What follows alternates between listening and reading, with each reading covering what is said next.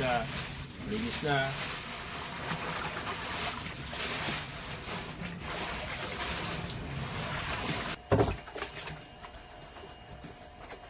Tapos, siyempre gagamit din tayo ng Sonrox. Ito, Sonrox. Pang ano, disinfect.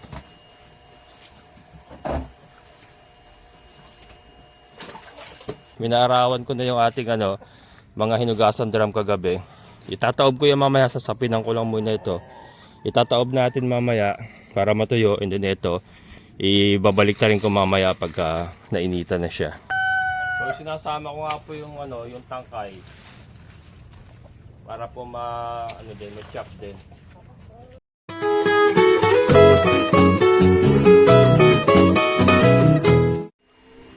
Ang daming saging, may lakatan, may Cavendish na hinog na.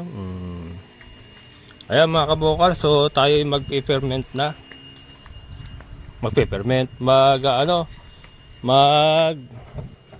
sa silage. Ito nga yung ating ito yung pangsalo natin ng chopper, hinugasan ko rin. Ayan. So, let's start. So sa previous vlog ko nga po, pinakita ko yung pag-harvest, pag-prepare ng mga gagamitin. Yan. So ito na po yung pinrepair natin kagabi. Hinugasan po natin. Yan, malilinis na po yan. 3 lang po muna gagamitin natin sa ngayon, pero marami po ang gagawin kong ganyan. Mga 20 drum siguro abot tayo. Ayan o. Yan. Ayan po yung gagamitin natin, plastic din. Malinis na rin po yan. So, uy, bakit? Landi pa kaw? Landi ito mga kabokals, pero nabulugan na po yung kahapon ni Kanor. So, hindi ko na ibinababad si Kanor. Pero, landi, standing hit mga kabokals. Grabe, Grabe, Landing yung trisha ko. Landi ang trisha ko. Landi yan mga kabokals. Eto, palandi na rin to. Mamaga na yung kanyang pipipay. Namamaga na yan. Kundi bukas sa isang araw, pabubulugan na natin yan. And, bili po kay Kanor kasi, ayan, kahit medyo may problema siya ay nakabubulog pa rin. Saka may improvement na mga kabokals. May improvement na Natutuyo na yung kanyang natutuyo na yung hindi na nagtutubig. So, merong improvement to sa ginagawa nating Madre de Cacao na may Sonrox. Ayan. So, nakabulog na nga po siya kahapon. Nabulugan niya na si Trisha. Pero pinull out ko kagad siya. Isang bulog lang. Pinull out ko na kagad. Kasi nga may problema. Ganon din gagawin natin kay Kimberly. So, ito. Mga kabokals. Ito nga yung sahuran natin Ito. Yung sahuran natin ay yung chopper natin. And then ito po yung mga napanguha natin. Ayan, yung sa hilera na yan. Ayan, Diyan natin kinuha yan sa isang hilera na yan. Ito, nakatatlong sako tayo na punong-puno. Hopefully magkasya sila sa 3 drum na yon. Ayan. So yan po i-chop natin ngayon. Yan, ipapakita ko sa inyo kung paano po ang gagawin natin na Madre de Agua silage. Ayan mga kaboka, so mag-chop muna tayo.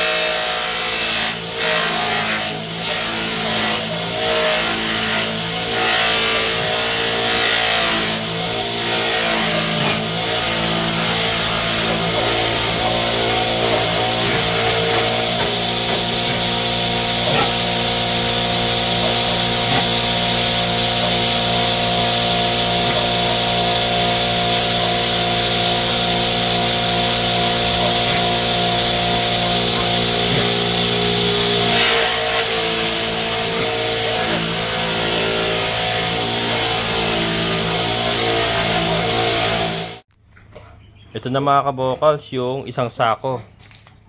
Yan, yung isang sakong pinangkuha nga natin na ganyang karami. So ito na lahat yon. Yan o mga kabokals, yan na lahat yun. Na-chop na natin. Ngayon, ilalagay natin sa drum, lalagyan natin ng plastic. Tapos, lalagyan natin ng molasses. Ito mga kabokals, 2 kilos na molasses. And then nilagyan ko ng kulang kalahating tabong tubig para lumabnaw na konti. Kasi para madali siyang i-apply. Pag sobrang lapot kasi mahirap ilamas. So yan, gawin na natin.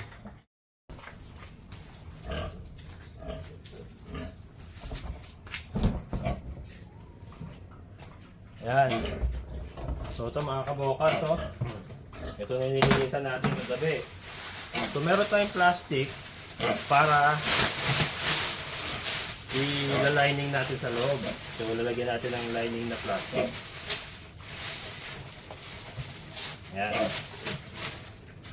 Yan mga kabukas ha. Tapos ito, lalamasin muna natin. Yan, ito yung chin-up natin, diba? Ito yung molasses. Ayan o.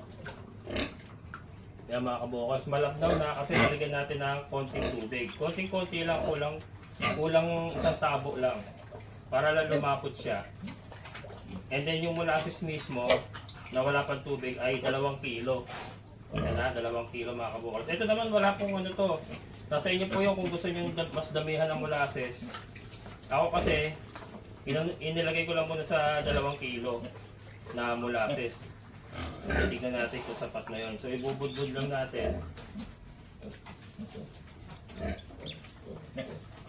Yan.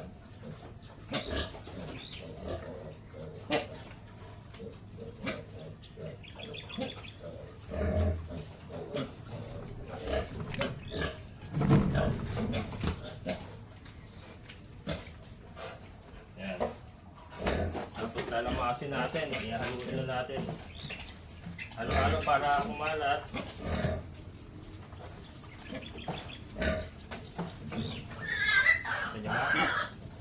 Can you see? So, tiyaga lang talaga mga kabokals kasi yun, may haluan na mangyayari. Haluin nyo yan, haluin yan. Para kumalat yung molasses.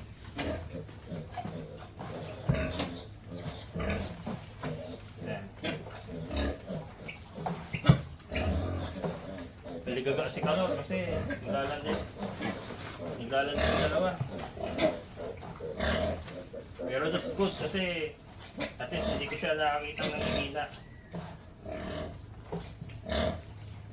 Yan. Ito, ubusin ko to. Ubusin ko itong 2 kilo molasses na dito sa ating ginawa.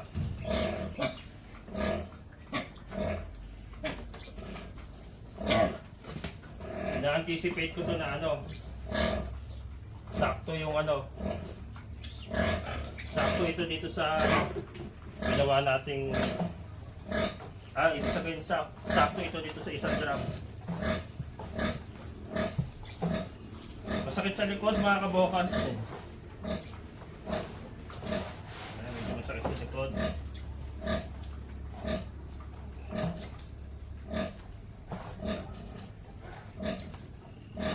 Importante yung molasses na yan para pagkain ng mga good bacteria.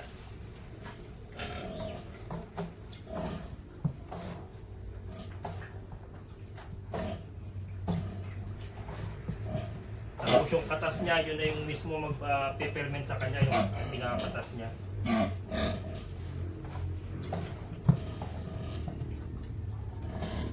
Kailangan halukayin natin yung ilalim.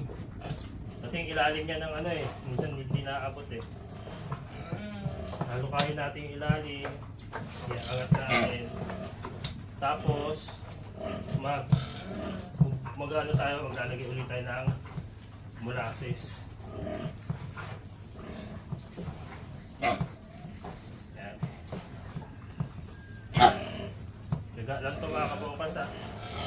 tie ring.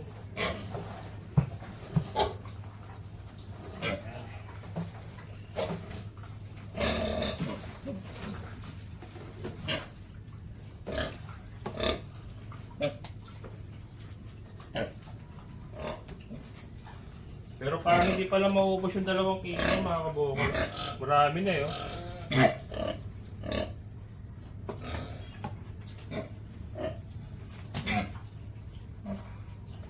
Kakaalat pa kasi yan eh. Habang nag-ano siya, nag-peppermint. Kakaalat pa yan.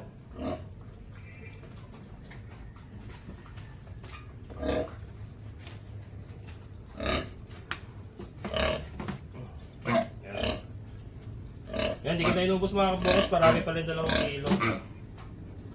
Marami pala. May natira pa, hindi ko na inubos. Okay na yan. So ito, halo lang ulit.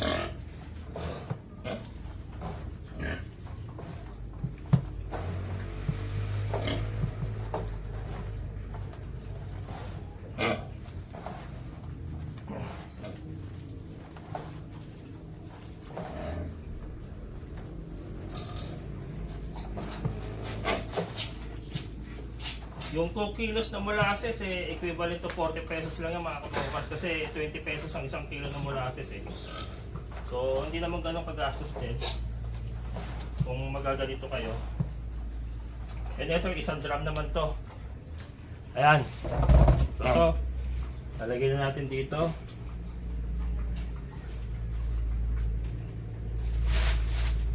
Isiksikin natin yan.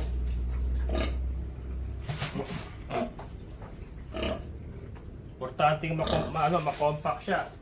Kasi pag may hangin, pwedeng masira. Yung iba nga ginagamitan ng vacuum. Pero base sa mga napapanood kong iba kasi, mas maganda yung kino-compact lang. Hindi na gagamitan ng vacuum. Or hindi na nila ginagamitan ng vacuum. Ganun natin. Yan. Ganun na natin.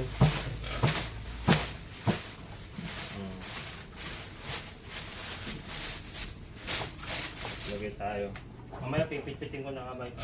Ano pala, parang ano, kulang pa to mga kabokros. Yung 1 drum. Hindi natin mapupuno ito yung 1 drum.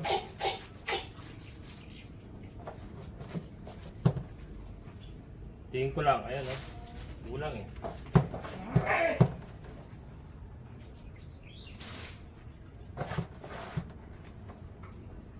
Kulang mga kabokros. Teka. So sa likod ah.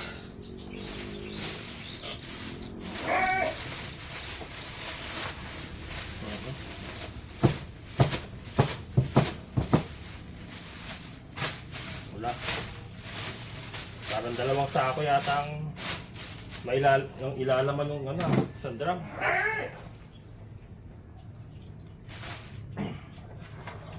Mag-check po ulit tayo para mapuno natin itong 1 drum.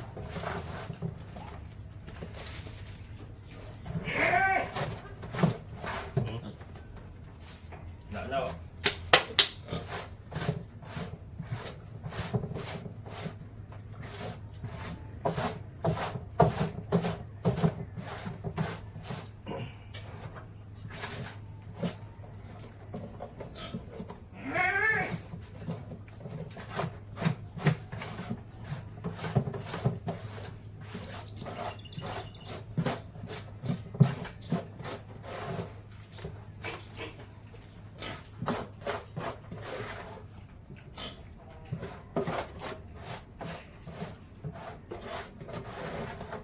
Yan mga kabokals, kulang yung sinap natin. Parang ano lang oh, parang kalahati lang. Kasi gaganyan pa natin yan oh. Yan, compact natin yan. Talagang ano, 2 siguro mga kabokals.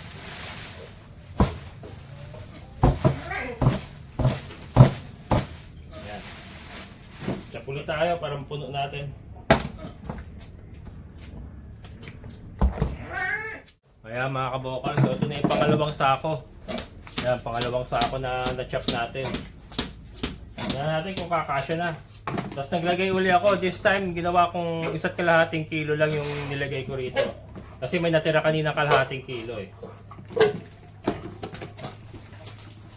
Ayan.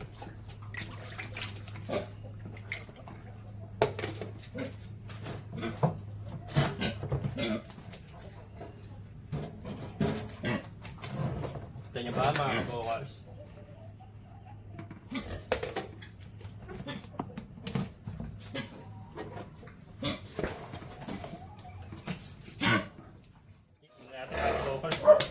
Kakasya na.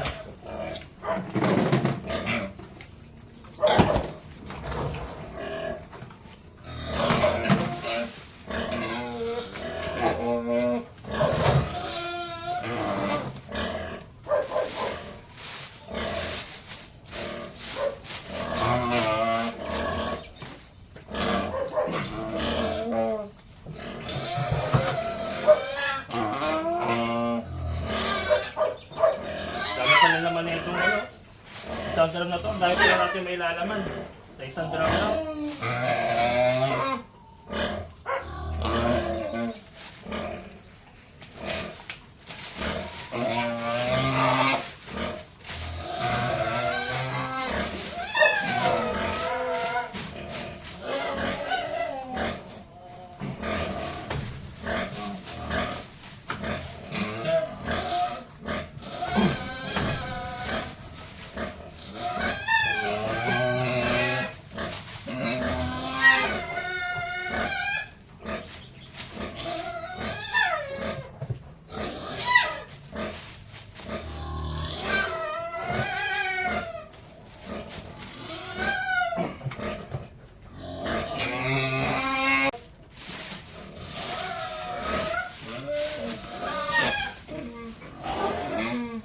Siksikin natin.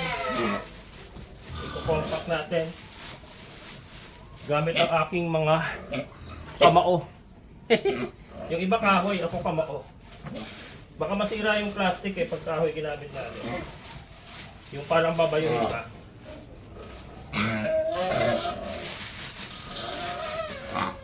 Nakalahati ka agad oh.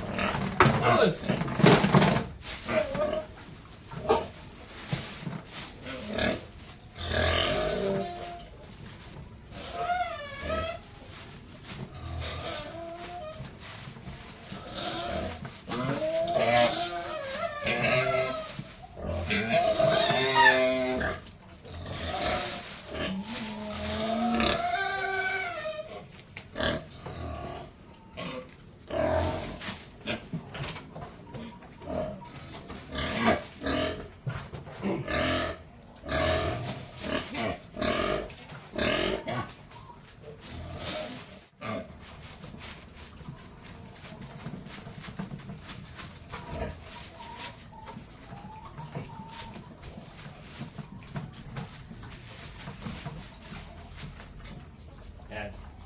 Mag-chop pa ako ng kalate. Actually, parang ayaw pa nga isa eh.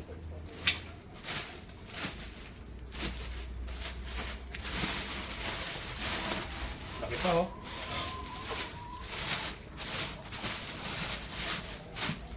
Okay, kalahati muna.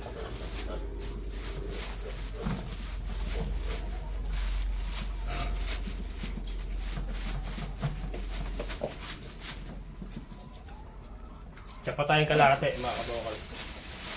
So yung hinarvest pala natin kanina, 3 sako, halos 1 drum lang pumasok. Yan mga kabokals, isa't kalahati, kalahating sako ulit. Yan, kalahating sako yan.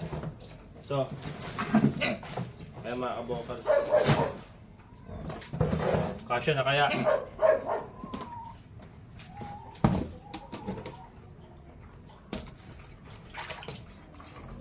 Ito ay ano, kalahating kilong molasses na lang mga kabokals.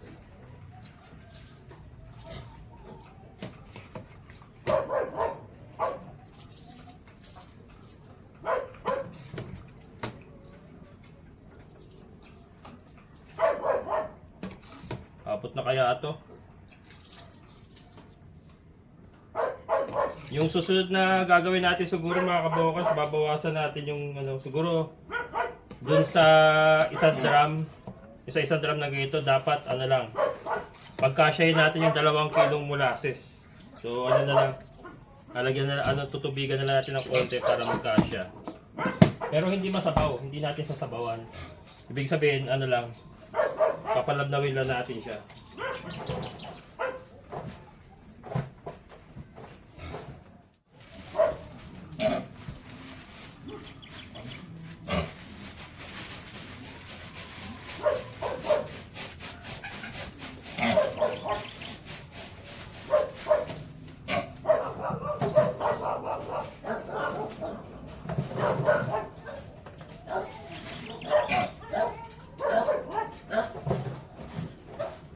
Tapos, mga kabokals,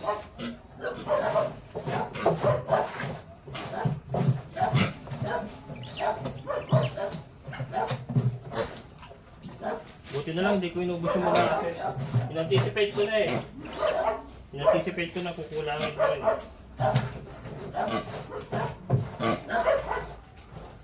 Kulang, oh.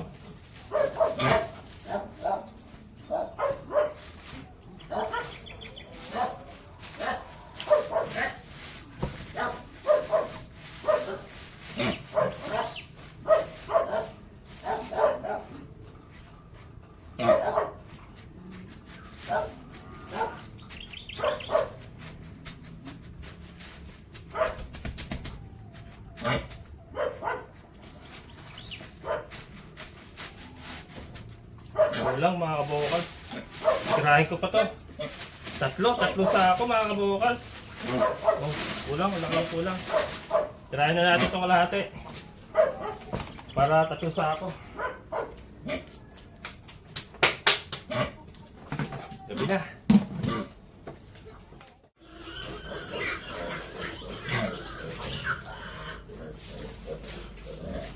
Yan mga kabokals. Ano na?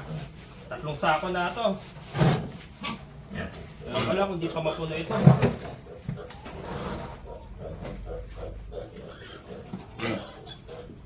Yan. Can you see it?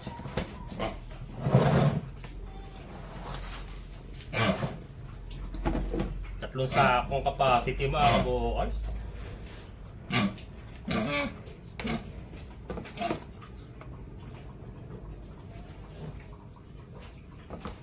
Iba talaga pagka kinompak eh. Talagang ang daming ano, may lalagay. So hindi rin pala tayo masyado magagastos sa drum kasi sa isang drum lang eh 3 sako na may ilalaman.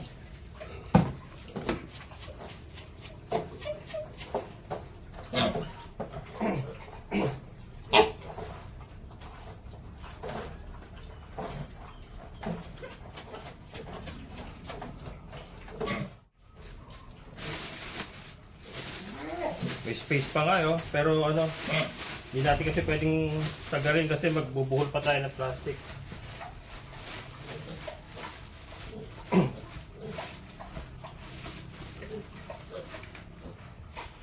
Pero grabe oh, mga kabokals.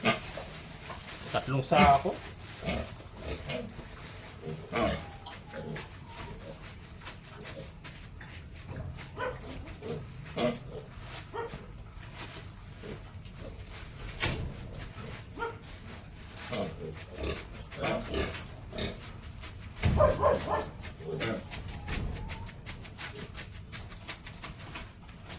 Kaya kinukompak ko pa kasi importante nga yun.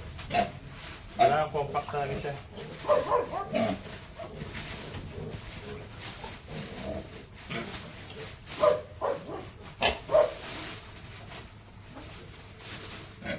Medyo matrabaho mga kabokals pero ganoon talaga. Tiyagaan lang para mas malusog ang kakain natin mga alaga.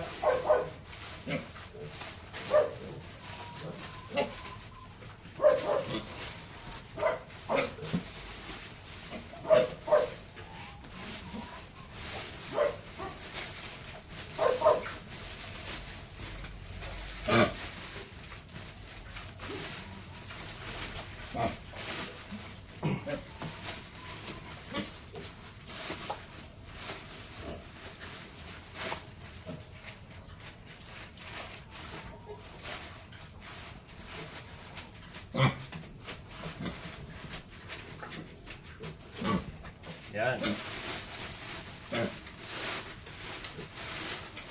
Tapos, naka-play pa ba? Baka dito naka-play. Yan. So, na-compact na natin, diba mga kabawals? Compact na ba? Yan. Sadaan ko pa isa para sigurado tayo na compact.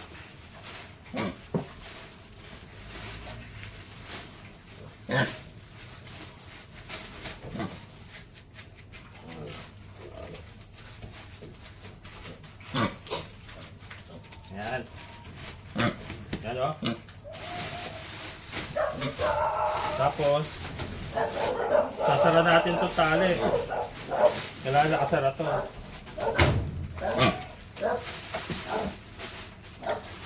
Kailangan walang hangin. Yan. So, lalabas natin yung hangin mga kabokals. Yan ha. Ito nyo ba? Sorry, wala kasing taga-camera. Pero yan. Pinalalabas ko yung hangin sa plastic. Yan. Pinalalabas ko yung hangin. Ay, ikukusap ko na lang mamaya pagkatapos. Tapos, overtime tayo mga kabukals. Alas 6 na. Yan, tapos, diba, tinanggal natin yung hangin sa plastic. Yan. Pinompak muna natin, tapos tinatanggal natin yung hangin sa plastic. Ikot natin ngayon to.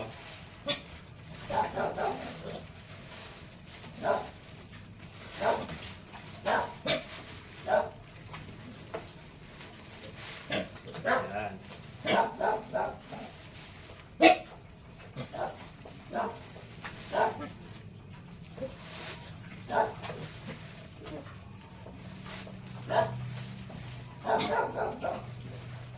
Yan mga kabukas, tapos tatalian natin.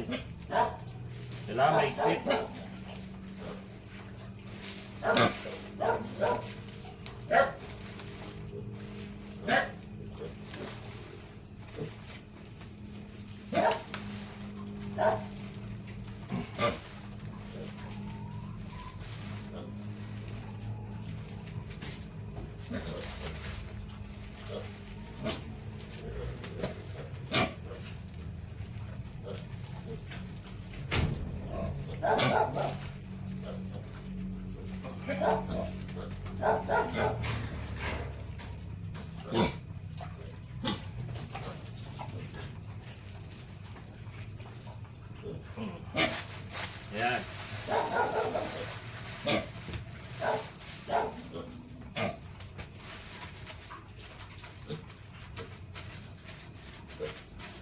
Ayan, close up natin.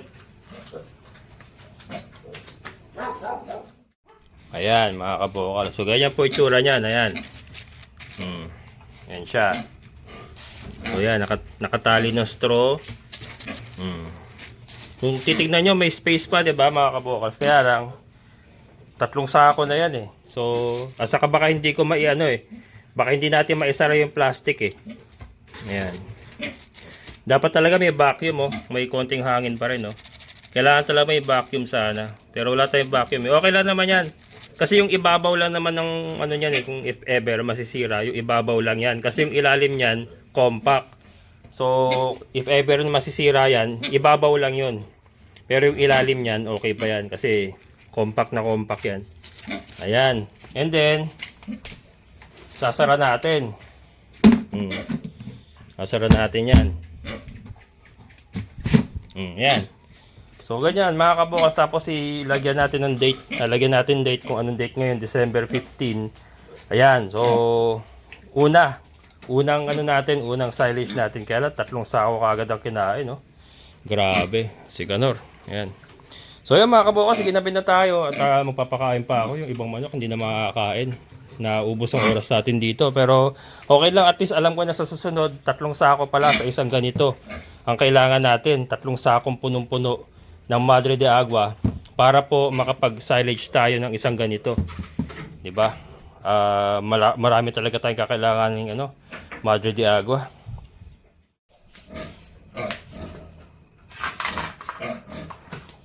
So, ito natin lalagay mga kabukan.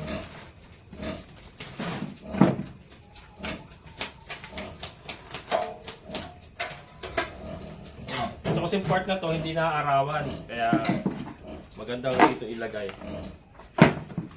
Hindi ko pa naman i-repair to eh. Yan. Tapos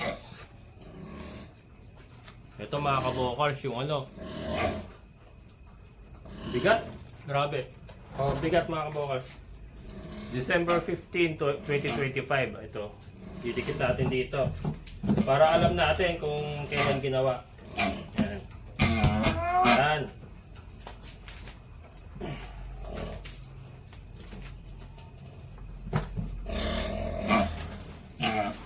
Ayan, yan muna siya. So, dito na muna. So, ayan mga kabukals, gabi na. Ginabi na tayo bago tayo magtapos. Pero at least, very productive yung ating araw ngayon.